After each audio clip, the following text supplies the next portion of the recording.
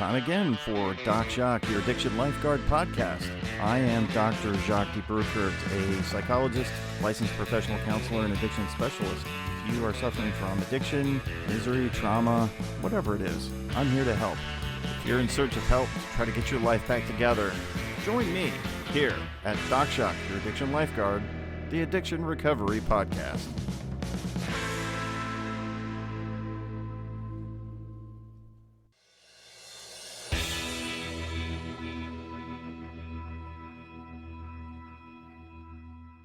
I wanted to be real clear about what this podcast is intended for. It is intended for entertainment and informational purposes, but not considered help.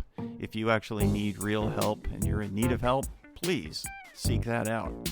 If you're in dire need of help, you can go to your nearest emergency room, or you can check into a rehab center or call a counselor like me and talk about your problems and work through them. But don't rely on a podcast to be that form of help. It's not. It's just a podcast.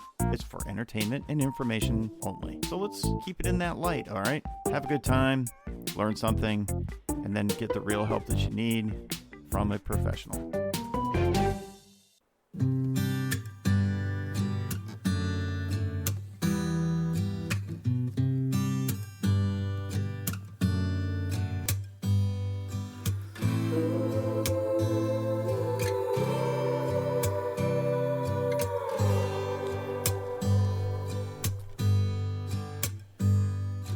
You know, a lot of clients that I have will be working really diligently hard on their recovery and trying to get into recovery. And then ultimately what happens is they end up self-sabotaging. And I don't mean going out and just having an accident. That's what we call it. That's what I call it anyway. It's just having an accident versus a full relapse.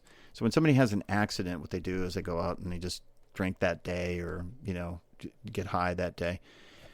And a relapse, of course, is just that. It's a relapse. So it goes on for weeks instead of just hours or a couple of days. Anyway, so they will self-sabotage. And they keep sabotaging their own recovery.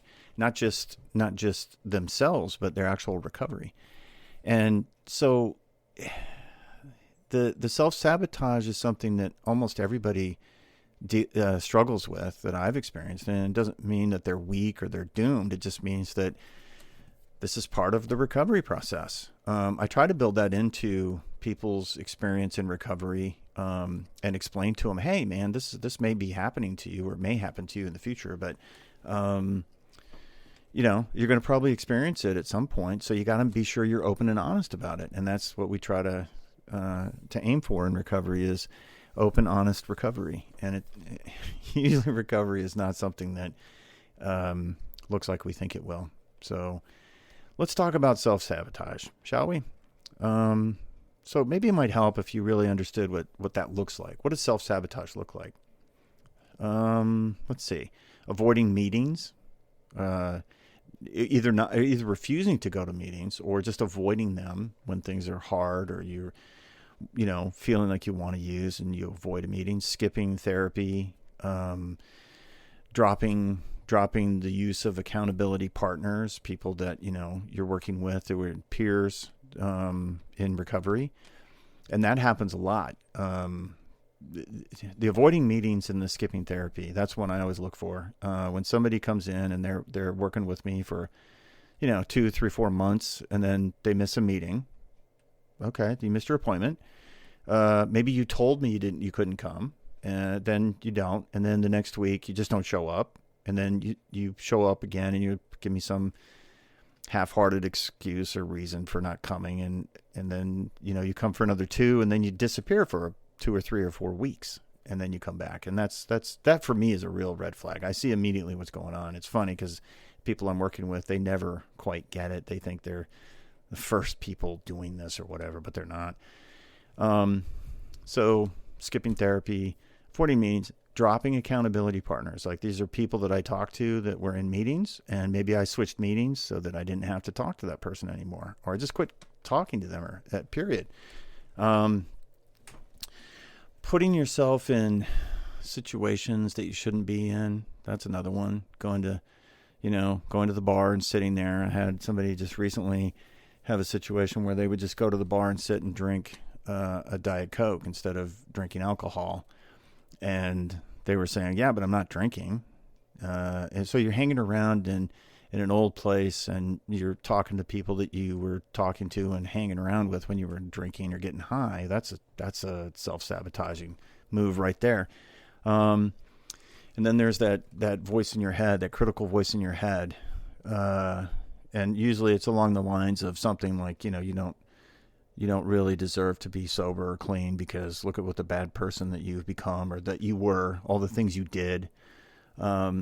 Or you're too weak. Your head is telling you you're too weak. You're not going to make it.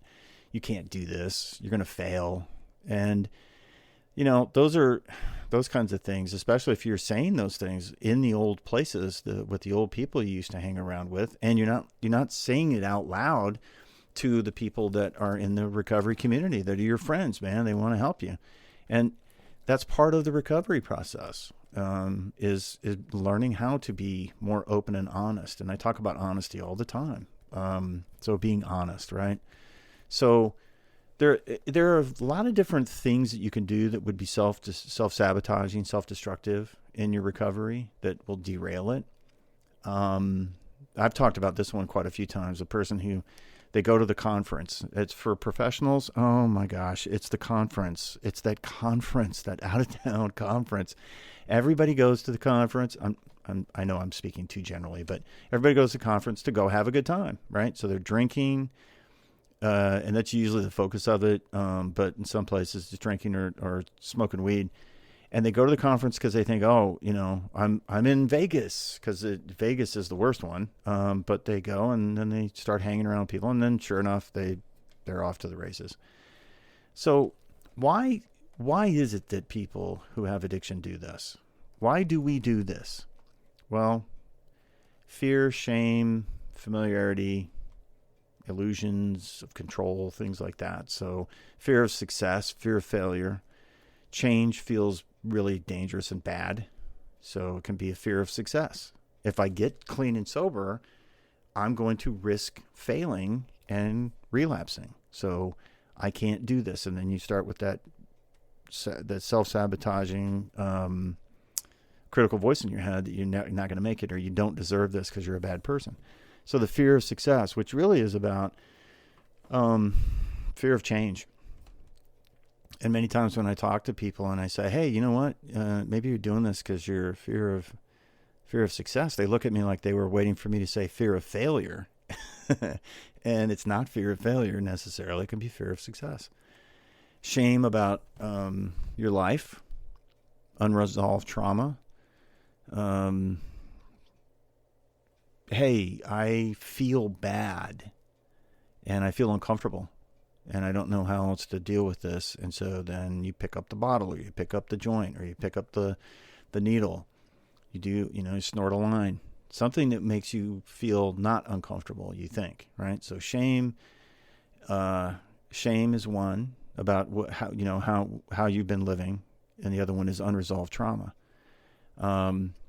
Comfort of the familiar. In other words, you want to be close to the chaos because it's normal. And I talk about that again. I've talked about that in these podcasts a lot, that what feels normal, it can be very unhealthy, but you know what to do with it, right? So if you're already uncomfortable because something is happening that's making you angry, sad, frustrated, depressed, anxious, and you feel uncomfortable, and then that comfort in the feeling of the familiar, well, what do I do with that?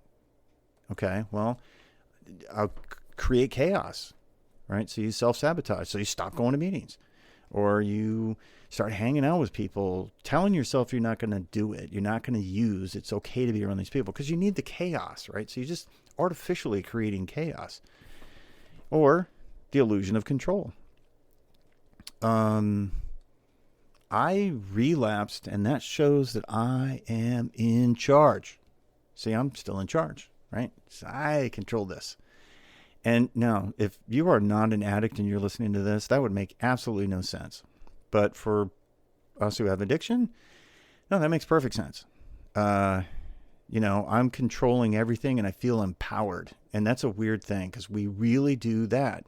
we feel empowered when we're using. We feel like we're doing something about the chaos around us by getting high. And it's such a strange idea that when you create chaos, that you're in charge. Because I'm using my finger quotes, a normal person would say, oh, well, chaos is bad because it's uncontrolled and it's destructive and it's crazy and it's uncomfortable. True, unless you're very skilled at living in chaos, in which case you will gravitate towards it. I used to do that a lot in my 20s. I would purposely take on chaotic situations, difficult situations, sometimes because with good things, like when I'm teaching swimming lessons. I think I talked about this before, teaching swimming lessons to the worst possible kids who didn't want to learn. That was very chaotic. I could have taken the easier kids, but I took the hard kids. Okay, well, fine. So then they're learning how to swim and I'm teaching them something good. Well, I'm using my skills for good. But using my skills for bad would be I take on relationships that are very chaotic and destructive, and I gravitate towards them. I take on jobs that are very chaotic and dangerous and destructive, and I've done that. I'll take on personal workloads, personal things that would be destructive. I've put myself in dangerous situations with other people. And it's like you keep trying to do that because I can control this. I mean, there's a lot of ways that people do that. First responders, doctors, sometimes lawyers, people who are, in this critical kind of situation all the time where life depends on my actions. That's the illusion of control kind of thing. They want to prove that they're still in charge. That's part of it. So there's a lot of different things that we do to self-sabotage, and there's a lot of different reasons why we do it. None of them are good. I mean, they're all bad. They're all going to trip us up and turn us into crazy addicts again and active in our engaging of addiction. So what do we do with that? How do we break that cycle? You're not going to change the way your brain works. It works that way. It's a thing it's what makes you, right? You're wired that way. In this podcast, I use the term using my powers for good or for evil. I can choose to do that. So breaking the cycle, you really need to be aware of the pattern that you're engaging in, but you can't use it as a means to beat yourself up. Don't beat yourself up because you're doing this, but be aware of it. Like the truth, understand. It's like it's a scriptural thing. If you understand the truth will set you free. I am, trying to change the way that I am aware of something. I do have a tendency to be destructive. I do have a tendency to get into destructive relationships or react badly when something happens to me or too quickly or whatever. Be aware of that, because you can't make a change in behavior if you're not even aware of the fact that you're doing it. You're not consciously aware.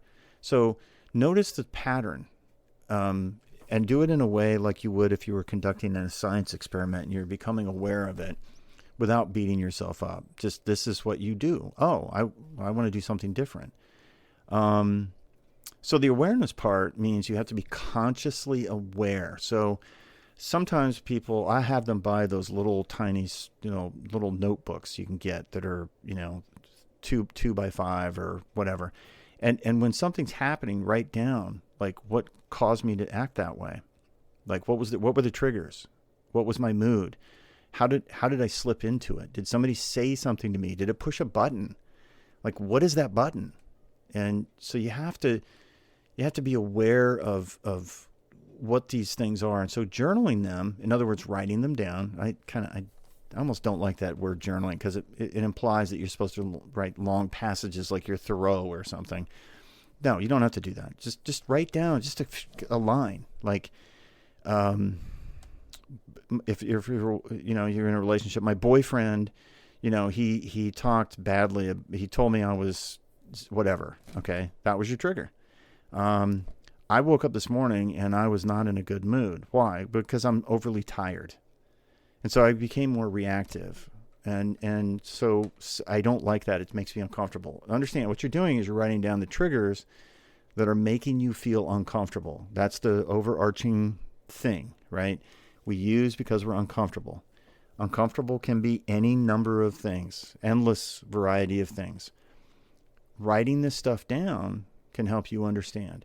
The last part of that is the slips, right? So what did you say? Did you respond aggressively towards somebody? Did you not show up at a meeting with somebody that you're supposed to meet with them for some reason, a lunch or whatever?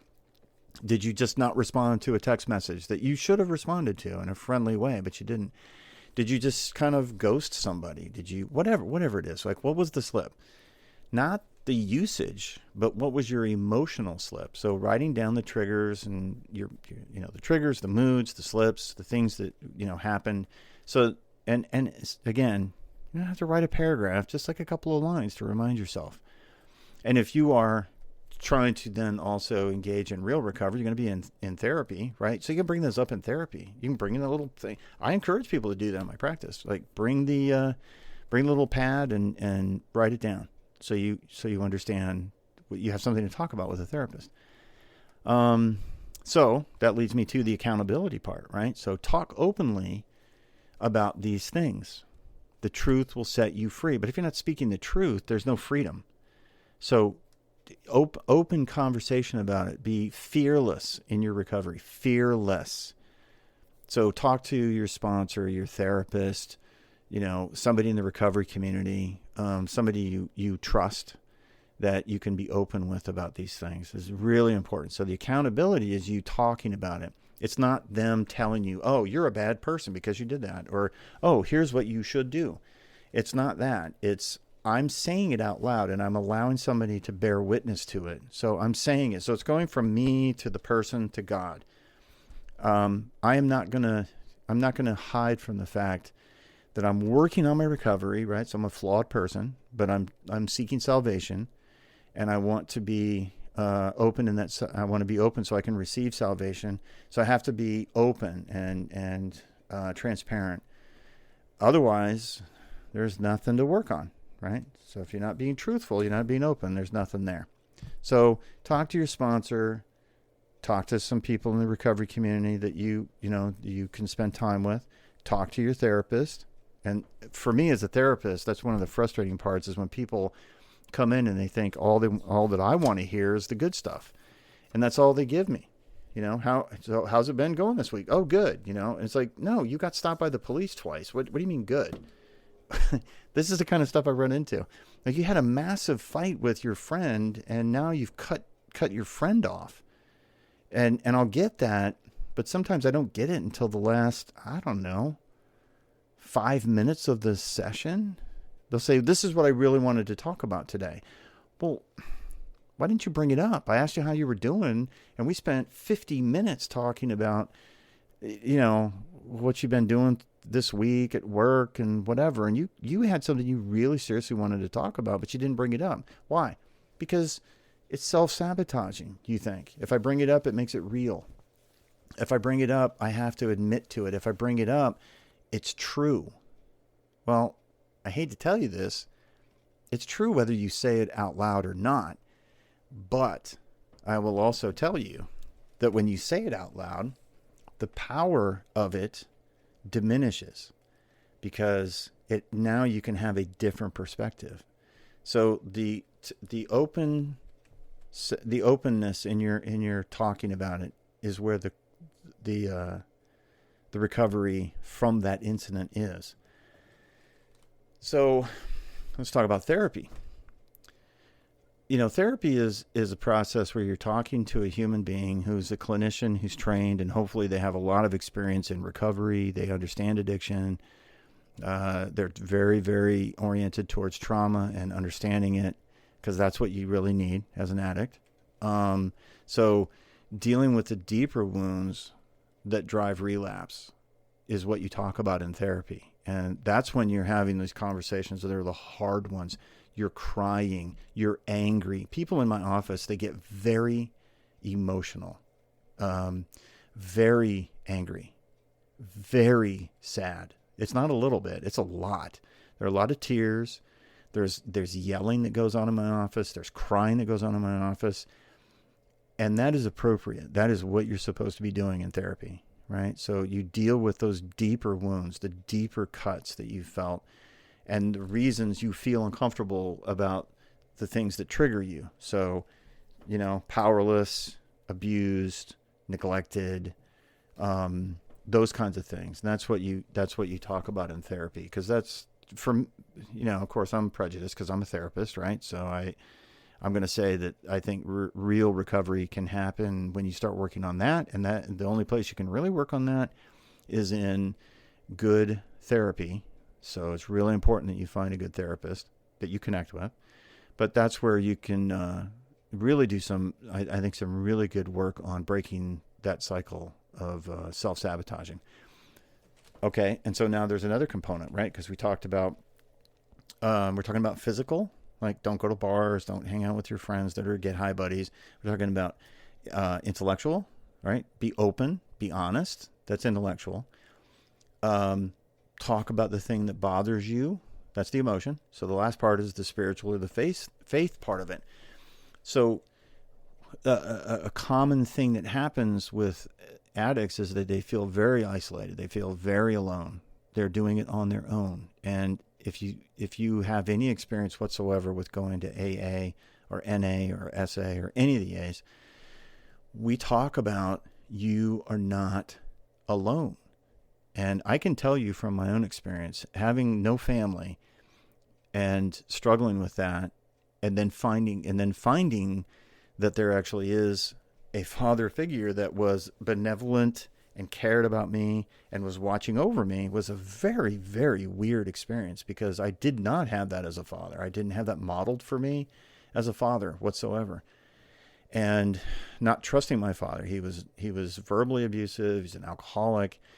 My mother was not emotionally safe to be around. She was always manipulating and whatever. And it's like, you're just always by yourself, right? So when I became closer to an understanding of faith and a spiritual life, I realized that I'm not in this alone. Like there is, I felt this power of something in me that was changing me, that I didn't feel isolated and alone. Many of my male clients really struggle with that one because they've had fathers who were crazy or alcoholics or abusive in some way. And so we, in my office, work on that and an understanding of like, what about faith in your life? And it's really kind of almost amusing when I see them, because they turn from agnostic or atheist to what we call in the Christian community baby Christians, where they're starting to understand a little bit. And they get it, but they don't believe it's for them. They don't believe that it can be for them.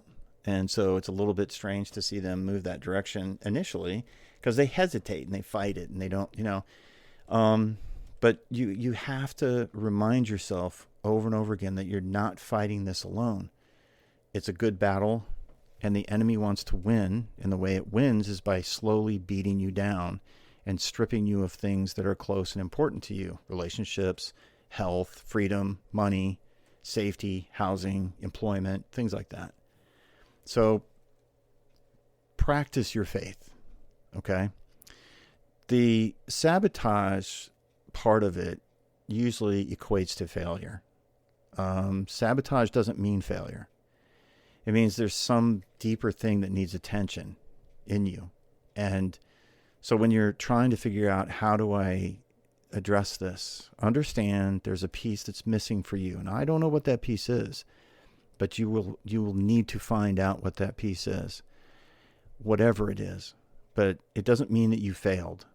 Many times people come from homes that are just these horror stories that I hear. That's not your failing. That's the failing of your parents. That's the failing of the people around you. And so failure is not part of this. It just means there's something deeper that needs to be tended to. So that's why getting into really good therapy is important. Progress, what is that? It's persistence. Recovery is persistence. Progress isn't perfect. It isn't perfection. You haven't gotten there when everything is perfect. It's persistently working on recovery. It's an up and down. I'm making a little wave motion with my hand and my arm right now. It's like up and down. It's up and down. It's not just a straight line. It's zigzaggy and up and down. So don't think that it's all going to go away when everything is perfect, because you're never going to get perfect. There is no perfect. There's close, there's wonderful, there's great, I guess, or something. I don't know. But there's never perfect. So that's not what you're aiming for. So let yourself be lifted and stop fighting in your recovery. Stop fighting to stay the crazy addict, because you're not showing anything to anybody. And really, you're not hurting anybody but yourself. So just, like when you're in recovery, you get to be a better person. Everybody around you benefits. You get to be a bad person. Everybody's suffering with you. So just let yourself be lifted. Stop fighting in that rescue and figure out a way to accept help. Addiction is going to try to pull you under. It's like a rip current. It's going to try to pull you under, but there's always a lifeline. You just have to reach out for it and let yourself be rescued. Let the power of healing occur because you would accept help. Step 1, my life has become unmanageable. Yeah, and you need to be rescued, so allow yourself to be rescued. You don't rescue yourself. You allow yourself to be rescued. Well, that's it for this edition of Doc Shock, Your Addiction Lifeguard. I hope you've enjoyed this episode. I know that I've taken some time off, and I really needed it. Been doing some writing and getting completion on my book. So hopefully that'll come out soon, and I look forward to getting it out to you. Hey, look, man, if you're in need of help, go get it. Don't let addiction take you down. Don't drown just because you're trying to save your addiction. That's crazy. Save yourself. So when somebody's coming along to try to help you, let them. And if you need help, get help. Go to therapy, go to rehab, do something. But don't let addiction kill you. So until next time, this is Doc Shock, your addiction lifeguard, saying, see ya.